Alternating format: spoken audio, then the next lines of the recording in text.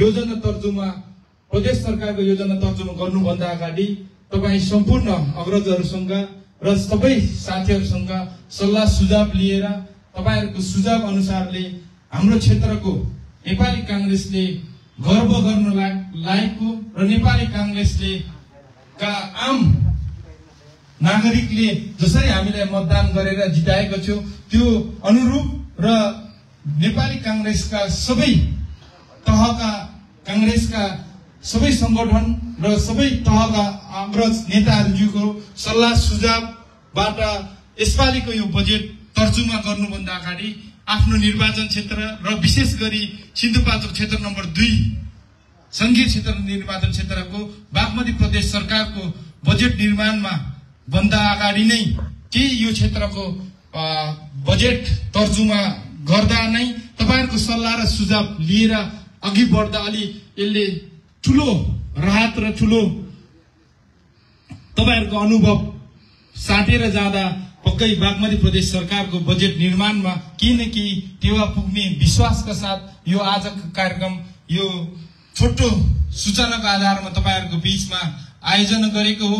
त्यसकारणले पनि सम्पूर्ण यो कार्यक्रमलाई उपस्थित भएर तपाईहरुले शोभा बढाइदिनु भयो, त्यसको लागि पनि हार्दिक आभार व्यक्त गर्दै यो कार्यक्रम तपाईहरुको विशेष गरी यो समय के यो विषय वस्तु भन्दा बाहिर नगइकन 2082-83 को आर्थिक वर्ष 82-83 को यो बजेट तर्जुमा सम्बन्धी मात्र आफ्नो सल्लाह सुझाव दिनको लागि पनि म सबैमा आग्रह र अनुरोध गर्न चाहन्छु र यो कार्यक्रम यो सञ्चालन भएको घोषणा गर्दै यो कार्यक्रम छलफल र सुझाव संकलन भएको हुनाले यो आजको कार्यक्रमको यो फ्लोर ओपन भएको घोषणा गर्दै आफ्नो मनमा लागेको र आफूसँग भएको सल्लाह सुझाव कांग्रेसले जितेर गएको क्षेत्रबाट कसरी प्रतिनिधित्व गर्ने, अबको बजेटमा नेपाली कांग्रेसले कसरी जनताले महसुस गर्ने सक्ने तरिकाले र जनताले अनुभव हुन देख्ने सक्ने तरिकाले कसरी बजेट निर्माण गर्ने, कसरी जाने, कसरी कुन तरिकाबाट हामी अगाडि बढ्दाखेरिले हाम्रो नेपाली कांग्रेसको संगठनलाई मजबुत बनाउन सक्छ र सिन्धुपाल्चोकको विशेष गरी क्षेत्र नम्बर 2 को सिन्धु कांग्रेसमै बनाउन सक्छ भन्ने नै उद्देश्य हो। त्यसकारणले सम्पूर्ण अग्रजहरूलाई आफ्नो यो 82-83 को बजेट सम्बन्धी आफ्नो सल्लाह सुझाव दिनको लागि यो फ्लोर ओपन भएको घोषणा गर्दै मेरो आफ्नो कुरा यही टुङ्गाउँछु र हस्, धन्यवाद। जय नेपाल।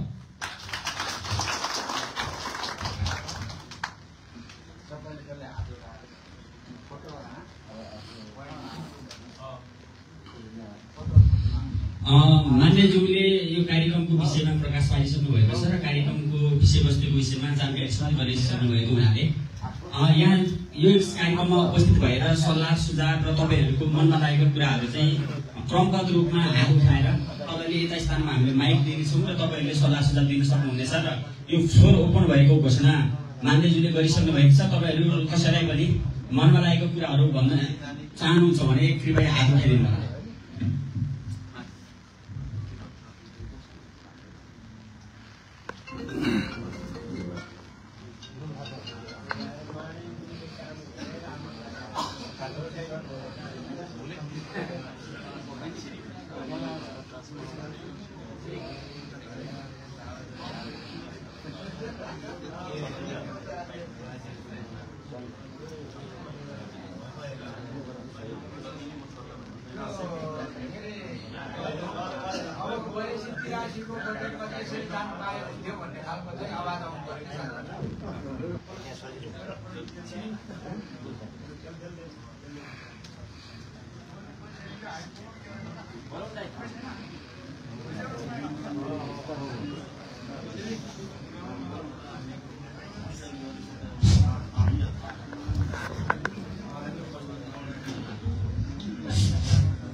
सम्पूर्णमा नमस्कार। जय नेपाल। म दिपकुमार तामाङ, क्षेत्र नम्बर 2 को सहसचिव एवं रम्बू गाउँपालिका वार्ड नम्बर 5 को वडा अध्यक्ष। सम्पूर्णमा जय नेपाल। अब यो विशेष गरी यो योजना तर्जुमा सम्बन्धी छलफल भएका कार्यक्रमका हाम्रो बागमती प्रदेश सभा सदस्य एवं बागमती प्रदेश सभा सचिव सदस्य नेपाली काङ्ग्रेसका संसदीय दलका सचिव र प्यारा भाइ समीर कृष्णकुमार तामाङ समेत, त्यसै गरी विभिन्न हाम्रो नेपाली काङ्ग्रेसको पार्टीमा अवगत तथा विभिन्न तह र तर्कमा रहनुहुने सम्पूर्ण मभन्दा अग्रज नेतृत्वहरू, त्यसै गरी यस कार्यक्रममा आफ्नो के कुराहरू छ मागहरू पुरा गर्नका लागि हाम्रो काङ्ग्रेसको नेतृत्वमा सबै स्थानीय तहदेखि सङ्घीय तहसम्म हाम्रो जित हामी सबैले नेपाली काङ्ग्रेसले जित हासिल गर्न सकेको छ। त्यसको हाम्रो नेपाली काङ्ग्रेसलाई कुन ढङ्गमा लाने भन्ने कुरा तपाईँ हामी को ठुलो को सानो को वडाध्यक्ष को मेयर को सङ्घीय सांसदको प्रदेश सांसद हामी सबै एक टिका भएर नेपाली काङ्ग्रेस हो र हाम्रो गाउँलाई हाम्रो बस्तीलाई र हाम्रो नेपालको लागि के गर्न सकिन्छ भन्ने चाहिँ तपाईँ हामी समग्र नेपाली काङ्ग्रेसका सम्पूर्ण नेतृत्वहरू आमा बुवा दाजुभाइ तथा दिदीबहिनीहरू र एवं हाम्रो भातृ सङ्गठनका सम्पूर्ण मित्रहरू, हाम्रो यो बजेट यो योजना तर्जुमा सम्बन्धी कार्यक्रम भएको कारणले गर्दाखेरि हामी चाहिँ जस्तै प्रदेशमा पनि त हाम्रै स्थानीय तह अनुसार नै अब वडा गएर हाम्रो गाउँपालिकामा कसरी गरिन्छ त्यही होला। तर हाम्रो पार्टीको कार्यक्रम भएको कारणले गर्दाखेरि हाम्रो यो हासिल नै काङ्ग्रेसले गरेको कार्यक्रम भएको हुँदा तपाईँ हामी सम्पूर्ण क्षेत्र नम्बर 2 को प्रदेश कको मात्रै नभइकन समग्र सिन्धुपाल्चोक क्षेत्र नम्बर 2 लाई कसरी अगाडि बढाउन सकिन्छ भन्ने कुरा तपाईँ हामी समग्र एक ढिक्का भएर कुन काम गर्दा ठिक हुन्छ र कुन काममा तपाईँ हामीले जस्तै अब जुन ठाउँमा टोलमा कुन चिजको आवश्यकता परिरहेछ त्यहाँको स्थानीयहरूलाई, त्यहाँको अग्रज नेतृत्वहरूलाई, त्यहाँको पार्टीको सङ्घ संगठनहरूलाई सूचना सङ्कलन गरेर तपाईँ हाम्रो नेपाली काङ्ग्रेसको लागि के कुरामा फाइदा हुन्छ र नेपाली काङ्ग्रेस कसरी बलियो हुन्छ भन्ने तर्फ सबैको ध्यान उन्मुक्ति होस् भन्दै मेरो पनि त्यसमा तपाईँहरूसँग सहमत छ भन्दै कार्यक्रमहरू चाहिँ अब तपाईँ हामीले यता चिन्दै गर्दाखेरि यहाँ अब हामी पनि एउटा स्थानीय तहमा नेतृत्व गर्दै आइरहेको छौँ। हाम्रो पनि एउटा समस्या छ। अब हेलम्बु गाउँपालिकामा तपाईँहरूलाई सबैलाई अवगत भएकै कुरा हो। मेलम्ची र हेलम्बु 5 पोखरीमा विपदको दिनदेखि अब फेरि विपद आउन लागिसक्यो। विपदको तयारीमा यस्तै गरी कार्यक्रमहरू गरेर हामी सबै नेता कार्यकर्तादेखि लिएर सबै गाउँको सबै मिलेर चाहिँ विपदको लागि चाहिँ के गर्न सकिन्छ। विगतको यत्रो दिन भइसक्यो गाडी गएर तपाईँ हामीले स्थानीय तहबाट, प्रदेशबाट, सङ्घबाट र हाम्रो पार्टीको तर्फबाट अब पनि फेरि नआउला भन्ने छैन। ठाउँहरू त्यस्तै छन्। अब फेरि बर्खा लागिसक्यो, विपद आउँदैछ। तपाईँ हामी ठुलो सानो नभनिकन यो विपदलाई चाहिँ हामी स्थानीय तहदेखि लिएर सङ्घ, प्रदेश र हाम्रो नेपाली काङ्ग्रेस पार्टी एक टिका भएर कसरी जनता सामु जाने र हामीले काम गर्न सक्ने र त्यहाँको जस्तै अहिले खोलाहरू क्षतविक्षत भइरहेछन्, खानेपानीको समस्या छ, विद्यालयहरू छन्, त्यहाँकाहरू क्याम्पसहरू अब लाने अवस्थामा छ। त्यसको लागि तपाईँ हामी कसरी अगाडि बढ्ने हो। एक्लैले गरेर हुँदैन। एक औँलाले खाना खान पनि मिल्दैन। 5 औँला मिलेर मात्रै खाना मुखमा लगेर हामीले खान सकिन्छ भन्ने तपाईँहरूलाई हामी सबै यसरी जाउँ भन्ने सुझाव दिँदै अबको यस 81-82 को बजेटमा चाहिँ हाम्रो नेपाली काङ्ग्रेसको मन मुटुमा रहने गरी बजेट बनाइदिनु हुन अनुरोध गर्दै म बिदा हुन चाहन्छु। हस्त धन्यवाद। जय नेपाल। धन्यवाद प्रधानमन्त्रीलाई। कृपया सम्बोधनमा जोड नदिकन छोटकरीमा आफ्ना सल्लाह सुझावहरू दिनुहुन हार्दिक अनुरोध गर्दछु। विवाद एकछिन है।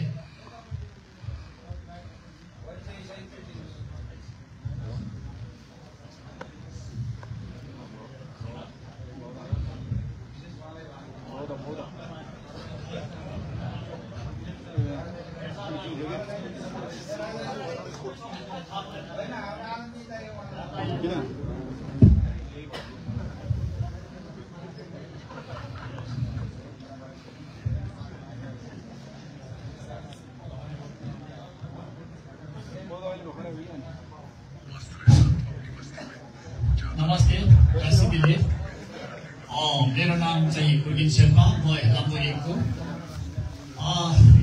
अब म तपाईँलाई सम्बोधन गरौँ भन्दाखेरि चाहिँ समयको अभाव त्यति छैन होला मैले छोटकारीमा हाम्रो मान्यज्यू 2 नम्बर क्षेत्रका प्रदेश माननीय कृष्ण प्रसाद ज्यू र हाम्रो क्षेत्रीय सभापतिज्यूहरू हाम्रो मेलम्चीका नगरपालिकाका आयुक्तज्यू र यहाँ नेपाली कांग्रेसका सम्पूर्ण सदस्यज्यूहरू वडाध्यक्षज्यूहरूलाई हाम्रो सम्पूर्ण नेपाली कांग्रेसका दाजुभाइ दिदीबहिनीहरूलाई मेरो तर्फबाट उर्गिन सेवाको तर्फबाट हेलाम्बु वार्ड नम्बर 1 बाट सम्पूर्णलाई जय नेपाल काशीले प्रार्थना गर्न चाहन्छु। मेरो विशेष महत्त्व कुराहरू त छैन, तर म नेपाली कांग्रेसमा प्रवेश भएको अब 5 वर्ष हुँदै हाम्रो आइतमन दाइलाई थाहा छ र हाम्रो राजु दाइलाई पनि थाहा होला, भेटिहाल्दा थियो होला है। अब त्यता छोडेर एकदिन अब त्यस्तै कारणले अब म नेपाली कांग्रेसमा केही गर्नु सक्छु कि भन्ने हिसाबले साथीहरूसँग प्रवेश गर्यौं। हामी एकैचोटि विक्रमकृष्ण थापा अन्त सुनिल कुमार थापा हामी एकैचोटि गएको थियौँ शेरबहादुर देउपा हाम्रो सभापति शेरबहादुर देउपाको हातबाट नै टिका लाउने विचार चाहिँ गरेका थियौँ। त्यतिखेर हाम्रो यो कोरोनाले गर्दाखेरि प्रवेश त गर्यौं, फुलको माला आफै लायौं, टिका लाउनु पाएन। त्यसै कारणले गर्दाखेरि यो नेपाली कांग्रेसमा आउँदाखेरि सम्पूर्णलाई मैले चिन्न नसकेको छु। त्यसमा मलाई अलिकति कमजोरी भयो होला। यस्तो कार्यक्रममा म धेरै हिँड्न पनि पाएको छुइनँ, यस्तो निमन्त्रण पाएको छैन। यो मेरो पहिलोचोटि हो तपाईहरुसँग भेटघाट गर्नु पाउँदा। यसरी बजेटको सम्बन्धलाई मान्यज्यूले यसरी राखिदिनु भएकोमा धेरै धेरै धन्यवाद। के छ कस्तो छ गाउँमा, अघि उहाँ हाम्रो एउटा मित्रले भन्नुभयो हाम्रो हेलाम्बु क्षेत्रमा बाढी लाग्यो, भुइँचालो आयो, सबैले थाहा भएकै कुरा हो। तर हाम्रो मान्यज्यूहरू जो पनि चुनावमा आउनुहुन्छ, त्यही हेलाम्बु मेलम्ची खाने पानी म पनि काम गरेका थिएँ। मैले सरकार समितिको अध्यक्ष भएर 4 वर्ष गरेका थिएँ। त्यतिखेर हाम्रो चन्द्रबहादुर थापा थियो, तिम्बु खोलासम्म चाहिँ कालो पत्रे 2017 मा हुन्छ भनेर उहाँले भन्नुभएको थियो। अब अहिले त कति पो भयो होला, 17 त फेरि अर्को 17 पो आउँछ। अन्त यस्तो धेरै नेताहरूको भनाइहरू पनि सुन्यौँ। तर आमायाङ्गी भन्ने कुरो अहिले सबैले थाहा भएको होला। आमायाङ्गी भनेको एउटा हाम्रो देवी माता हो, जस्तो पाथिभारा जस्तो त्यहाँ आमायाङ्गी पनि त्यस्तै हो। र त्यहाँ जाने बाटोको लागि अलिकति समस्या हाम्रो मान्यज्यूले घरिघरि आउनुभयो, हेर्नुभयो, बिचरा उहाँ चनौटीको पुलबाट माथि आउनै सक्नु भएको छैन। उहाँसँग त आउँ ढुङ्गाउने बटा हो, मैले देखिरहेको छु बिचरा है। हाम्रो आइतमन दाइ पनि आउनु भएको थियो, अरे तारामनबाट माथि आउनु भएको छैन। हामीले यसले त हेर्नै पर्यो, अगाडि हेर्नु त हेर्नु पाइएन। र हाम्रो हेलाम्बुको अब अध्यक्षज्यूले के गर्नु भएको छ बुझाउनु, उहाँको कुरा मैले गर्नु पनि मिल्दैन, म गर्नु पनि सक्दिनँ। कुनै बेला म त्यो ठाउँमा पुग्यो भने मैले त्यो कुराहरू राख्नेछु। किनभनेदेखि त्यो बाटोलाई हाम्रो प्रदेशबाट हुन्छ कि सङ्घबाट हुन्छ कि तपाईँहरूले आमायाङ्गीको बाटो चाहिँ चनौटीदेखि माथि तिम्बु खोलासम्म चाहिँ हेरिदिनु पर्यो, हेर्नुपर्ने छ। मलाई आशा छ तपाईँहरूले हेर्नुहुन्छ कि त्यो कुराको पानी लगिरहनु भएको छ। तर यति मात्रै हो, त्यो अब मैले अगाडि सम्हालेर आउँछु, म नेतृत्व गर्छु। त्यो कुराको बाटो राम्रो भएको छैन भनेदेखि, गरिदिनु भएन भनेदेखि चाहिँ अलिकति मन दुखाइ होला। अब नेताजीहरूलाई मलाई पनि तब यो गाह्रो साह्रो भएर मैले फर्स्टचोटि तपाईँहरूलाई यो निवेदन गर्न चाहन्छु। धन्यवाद। र आमायाङ्गीको बाटोमा बजेट नहालेको होइन। पहिला हाम्रो यो स्वास्थ्य मन्त्री निमाजीले हालिदिनु भएको 25 लाख मलाई काम गर्नु दिएन राष्ट्रिय निकुञ्जले। म धुचे नै गएँ, त्यहाँबाट गएर मिलाइवरी गरेँ मैले बाटो खोलेँ 15 दिनमा। त्यहाँदेखि मैले हाम्रो मान्यज्यू कृष्णमा अहिले हाम्रो मान्यज्यूले मलाई 20 लाख रुपियाँ हालिदिनु भयो। अहिले त्यो बाटो हेर्नु जानु सोलिङ गरेर राम्रै भइरहेछ एकदम। अब अस्ति गएकोमा 10 लाख रुपियाँ हालिदिनु भयो। त्यहाँदेखि चाहिँ त्यो चाहिँ अहिले काम गर्नु बाँकी नै छ र अब म मान्यजीलाई यो राख्न चाहन्छु कि त्योबाट अलिकति बजेट थपेर पठाइदिनु होला भन्ने विद्यमान गर्दछु। तपाईँहरूको सामु बाई म यही शब्द अध्यापकलाई है बोल्नु नजाने पनि क्षमा पाऊँ है। यो फर्स्ट हो, अर्को बानी कडा भएर आउँछु म। मलाई कृपया छोटकरीमा आफ्नो सुझावहरू राखिदिनु हुन हार्दिक अनुरोध गर्न चाहन्छु। ल यहाँहरू सबैलाई नमस्कार। सर्वप्रथम म 5 फुटबल गाउँपालिकाको एउटै निर्वाचित भएकोले मैले आफ्नो परिचय दिन चाहन्छु। मेरो नाम बाबुलाल शम्भु, 5 फुटबल गाउँपालिका 2 नम्बरको वार्ड है। आज यस 2082 तिलक बजेट तर्जुमा सम्बन्धी छलफल कार्यक्रमका अध्यक्ष हाम्रो प्यारो सबै सम्पूर्ण नेपाली कांग्रेसका सहित चाहता नेता मध्य प्रदेश 2 नम्बर क्षेत्रका सांसद माननीय कृष्ण कुमार तामाङज्यू ल सम्पूर्ण मनमासिन सम्पूर्ण नेतागण र यहाँ उपस्थित सम्पूर्ण दाजुभाइ नेपाली कांग्रेसका सिपाही, हामी सम्पूर्णलाई म वर्गका 2 नम्बरबाट वर्गमा तर्फबाट जय नेपाल गर्न चाहन्छु। स्वीकार जय नेपाल। आज मैले म वडा अध्यक्ष भइसकेपछि पहिलो पटक मैले सम्पूर्ण साथीहरूसँग पहिलो भेट गर्ने अवसर प्राप्त भएको छु। म धेरै खुसी महसुस भएको छु र सबैभन्दा मैले मानेर मेरै ताको सम्पूर्ण वडा अध्यक्षज्यूहरूलाई आज मेरो पहिलो परिचय भएको हुनाले मैले खुसी महसुस गरेको छु। आज केही दिन पछाडि कता म आजको चुनाव जितेको हो कि भन्ने एउटा महसुस भएको छ। यहाँहरू सबैको सामुन्ने म उभिन पाउँदा हामीले देश नेपालमा आफ्नो तहमा आवाज सबैजना हुनुहुन्छ। म एउटा तामको वडा अध्यक्षको तामा छु, तर 5 फुटबल गाउँपालिकाको विषयमा कुरा गर्नुपर्दा म एकजुट छु। तर नेपाली कांग्रेसको सम्पूर्ण नेपाल कांग्रेसको आशीर्वादले 5 फुटबल गाउँपालिका चलाउने नै म हो भन्ने मैले गौरवका साथ भन्ने अवसरहरू मैले प्राप्त गरेको छु।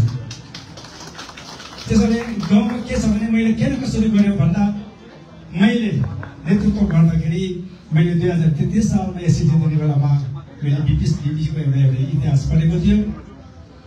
हल्लाको होइन सल्लाहको राजनीति गर्नु जनताको मुटुमा पस्दै आफू सफल हुनुको बाटो हो भनेर भनेको त्यो हिसाबले म कहीँ हल्ला पनि गर्दैनौँ म पनि गर्दैनौँ। मैले वडा अध्यक्ष एउटा हुनुको निमित्त धेरै कोसिसहरू गरेँ। जस्तो धेरै अब मेलन्चुको हाम्रो आदरणीय मिन्चु जस्तै बगसरामा सम्पूर्ण हाम्रो राजुभाइ यही हुनुहुन्छ, सबैको सल्लाह लिन्थ्यो। त्यो सल्लाह लिएर मैले त्यो गाउँमा गएर जनतासँग भिज्थ्यौँ। त्यो कारणले एउटा वडा अध्यक्ष बन्ने एउटा अवसर प्राप्त हो। तर मैले आज हामी खुसी भएको छ भने सबभन्दा खुसी मलाई के लागेको छ भने अहिले हामीले माननीय तामाङ जस्तो एउटा जङ्गलिलो जनतासँग भिज्न सक्ने जनताको घरदैमा पुग्ने एउटा नेता हामीले पाएको छौँ। उहाँले त्यहाँ अहिले बडामा हरपाँचको थम्पल कमलेको 2 नम्बर वडामा कुनै पनि घर छैन, कुनै पनि गाउँ छैन, कुनै पनि टोल छैन उहाँले नपुगेको। त्यहाँ गएर कोदोको खोले खाएर ढेँडो खाएर त्यहाँको जनतासँग म यो गर्छु म त्यो गर्छु, तपाईँको समस्या के छ, दुःख के छ भनेर उहाँले त्यहाँ बुझिदिनु भएकोमा नेपाली कांग्रेसको चाहिँ पार्टीको चाहिँ नेतृत्व गर्ने अवसरहरू धेरै अगाडि पुगिसकेको छ। अब आइन्दा दिन जस्तो हामीले पहिलाको हाम्रो वडा अध्यक्षले भनेको जस्तो अहिले आएको बजेटहरूमा पनि गएको बजेटमा थुप्रो पैसाहरू मैले त बर्गमा यही हल्ला भन्ने बाटो पनि छैन। जति चाहियो सोचेको भन्दा बढी बजेट उहाँले ल्याइदिनु भएको छ। अहिले पनि अब के आवश्यकताहरू छ, अब आवश्यकता भन्दाखेरि अघि हाम्रो उहाँले हेलम्बुको अमियाङ्ग्रीको बारेमा भन्नुभयो। अब यहाँको हेलम्बुको वडा अध्यक्ष जो पनि यहाँ हुनुहुँदो रहेछ, उहाँ र मेरो एउटा सम्मान गर्नुपर्ने छ। उहाँ र मेरो उसमा अमियाङ्ग्री 2 जनाको सीमामा पर्छ। यतापट्टिबाट रोडहरू पुगे, यताबाट पर्यटकहरू सबैजना थोरै त्यही बाटो हिँड्छ। अनि त्यसलाई अमयाङ्ग्री, जमथाङ, लाखा भन्दा रिपारमा अलिकति बाटो जोड्न सक्यो भने त्यो पर्यटक यताबाट हेराम पुगाएर त्यहाँबाट तल ओर्लेर चाहिँ नि अब याङ्री हुँदै भोता हुँदा पाँचपोखरी घुमेर जाने अथवा उताबाट घुम्नेहरू अब के अरे पाँचपोखरी घुम्दै याङ्री हुँदै रिपार अनि त्यहाँबाट बगाम लगम भन्ने सम्पूर्ण त्यहाँको भएको चाहिँ तीर्थस्थलहरू घुमेर जाने बाटो बनाउनको लागि अलिकति मात्रै धेरै पनि छैन, कमसेकम 12-15 किलोमिटर चाहिँ बाटो जोड्नु बाँकी छ। त्यो जोड्नुमा चाहिँ माननीयज्यूले ठुलो पहल गर्नुहुनेछ भन्ने मैले आशा अपेक्षा राखेको छु। बजेट भन्दा पनि म चाहिँ आज सबभन्दा खुसी चाहिँ के लागेको छ भने सम्पूर्ण नेपाली काङ्ग्रेस सम्पूर्ण साथीहरूसँग भेट्ने एउटा पहिलो अनुहार देखाउने अवसर प्राप्त भएकोमा म धेरै हर्षित साथ खुसी हुँदै यो मैले धेरै कुराहरू राखिनँ। मैले धेरै कुराहरू म चाहिँ राखिनँ भने म हल्ला गर्दै सल्लाह गर्छु भरे बजेट कहाँबाट हालेको ल मानिससँग मेरो कुरा हुन्छ त्यसलाई यति राख्दै बिताउँछु धन्यवाद।